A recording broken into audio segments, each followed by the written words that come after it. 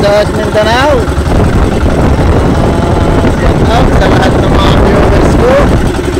Ito nga pala ang ating huli. Ito pala yan sa isang buya. Siguro kulangin pa yung kayari. Pasensya na kayo, hindi ako naka-video dahil malakas. Kaya kukunan na lang natin yung ating mga tawin na.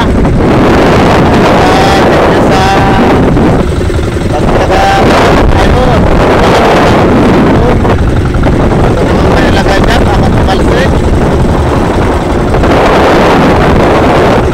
Lahat ng mga nanonood. May lagay na pa tayo simbaga. Baka sumabot pa ulit.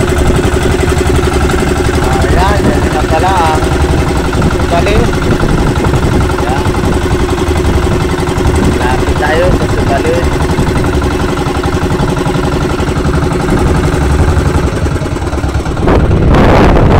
Ayan, nari yung buya na amin ang pangabilan. Ayan.